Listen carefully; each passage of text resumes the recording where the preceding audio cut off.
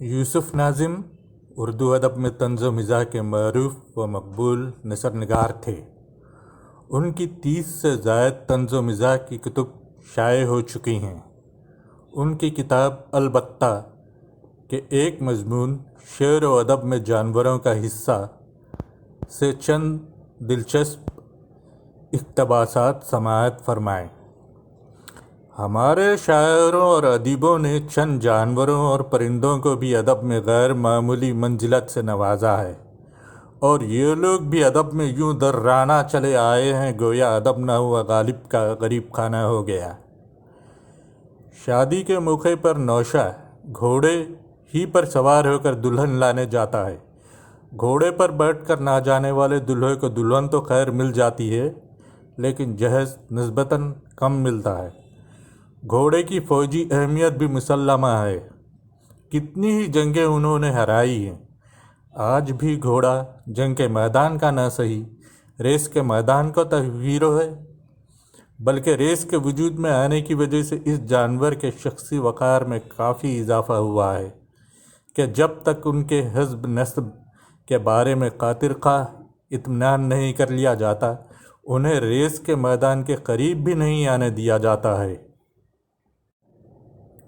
پرندوں کو ادب میں اتنا اونچا مقام تو نہیں دیا گیا ہے، لیکن بلبل کو قریب قریب یہی رتبہ حاصل ہے۔ بلبل جانور تو چھوٹا سا ہے، لیکن کافی جاندار ہے۔ شاعر کو جب بھی آہ و زاری کے سلسلے میں کسی شریک کار اور رفیق کی ضرورت پڑی ہے، اس نے عندلیب ہی کو اس طرح آواز دی ہے: عندلیب مل کے کریں آہ و زاریاں، تو ہائے دل پکار میں چلاؤں ہائے دل۔ شاعر اور بلبل کی جگل بندی کی نقل اور لوگ بھی کرتے ہیں، لیکن وہ بات پیدا نہیں ہوتی۔ دوسرے پرندوں میں ہم نے مرغ کو ادب میں ضرور جگہ دی ہے، وہ بھی صرف اس لیے کہ مرغ کا مزاج ہمارے دل کی کیفیت کے عین مطابق ہے۔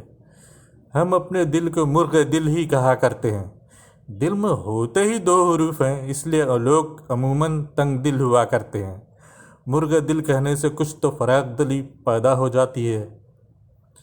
ایک اور پرندہ جسے ادب میں مشکل سے جگہ مل سکی ہے وہ ہے بطخ، لیکن سچ پوچھئے تو بطخ جیسے خوبصورت پرندے کے ساتھ انصاف نہیں ہوا ہے۔ یہ پرندہ غسل اور طہارت کا اتنا شوقین ہے کہ ہم میں سے چند لوگ تو اس سے سبق لے سکتے ہیں۔ انگریزی ادب میں بھی جانور بکثرت موجود ہیں، بلکہ ان کے ہاں بارش بھی ہوتی ہے تو کتے اور بلیاں برسا کرتی ہیں۔ ہر مال غنیمت میں ان کا حصہ شیر کے حصے کے برابر ہوتا ہے۔ وہ لوگ اتنے چوکنے رہتے ہیں کہ بلی کی نیند سوتے ہیں۔ ان کے ہاں بیل کی آنکھ بھی ادب میں داخل ہے، اور جب تک وہ کوئی بات خود گھوڑے کے منہ سے نہیں سنتے اس پر یقین نہیں کرتے۔